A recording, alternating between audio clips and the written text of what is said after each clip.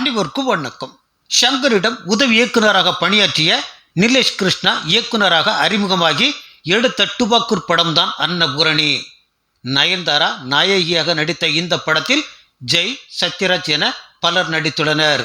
இதில் நயன்தாராவிற்கு மட்டும் 12 கோடி சம்பளம். மூத்த சில்லறைகளுக்கு சொற்பம்தான். மொத்த பட்ஜெட் 15 கோடி. படத்தை தயாரித்தது ஜி ஸ்டுடியோஸ். அரங்கனுக்கு உணவு தயார் செய்யும் பிராமணன் மகள் செஃப் ஆகி மாட்டுக்கறி உணவு தயார் செய்து புரட்சி என்கிற பாணியில் கதை. ஆனால் அந்த பெண்ணை வன்னியராக, கொங்கு கவுண்டராக, தேவராக, தேவேந்திரராக காட்ட முடியாது. காரணம், மாடு அவர்களின் வாழ்வாதாரம். இளிச்சவாய் பிராமண சமூகத்தில் ஒரு பெண்ணை புரட்சியாளராக காட்டினால் கோடிகளை அள்ளலாம் என தெருக்கோடிக்கு வந்த கேடுகட்ட பயலின் கதை இப்படி முடிந்தது. அதிலும் ஏகப்பட்ட வலிந்து திணிக்கப்பட்ட காட்சிகள். இது குறித்து சில இந்து அமைப்புகள் எதிர்ப்பு தெரிவித்தன. ஆனாலும் படம் அப்படியே ரிலீஸ் ஆனது.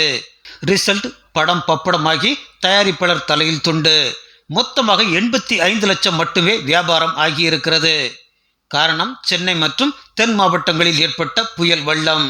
மிக்ஜாம் ஜாம் ஜாம் என்று வேலை செய்திருக்கிறது.